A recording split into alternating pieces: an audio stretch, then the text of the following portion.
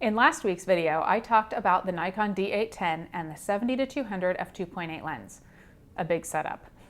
But then it was also First Sunday, so I put away that monster and grabbed my little Nikon 1V1 and its 10mm f2.8 pancake lens for a hike in the desert. Now for this week, I'll be doing something a little bit different. For the next 2 weeks, I'll be using a combination of 2 DSLR bodies and 2 lenses. I have a few videos planned where I'll be using all of those things. I'll share more about my plans in other videos, but today let's talk about the gear itself. I have in front of me 2 lenses, the 18-55 f3.5 to f5.6 and the 55-200 f4 to f5.6, and also 2 Nikon camera bodies, the D5000 and the D500. Let's start with the lenses. These are lenses that I got in a Nikon D3000 kit several years ago.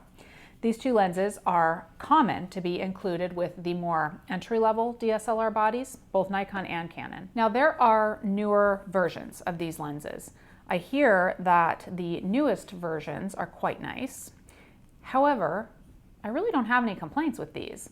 They do the job that they were meant to do very well, so they've stuck around on my camera shelves.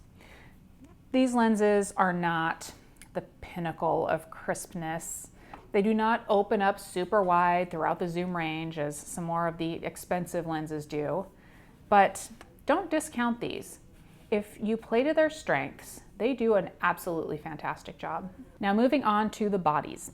I have an older body here, the D5000. It is amid the entry-level Nikon bodies. It was released a bunch of years ago, and I acquired it a few years ago used.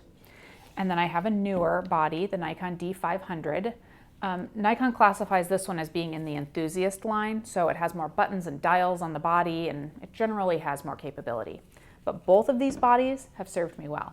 Again, I will be doing more videos on these lenses, and I'll explain more about why I chose them and these bodies for a 2-week project. But I will be using both lenses on both bodies, and I'll share some photos throughout the next couple weeks on Facebook. And in next week's What I'm Shooting With This Week video, I will update you on my progress with the bodies and lenses.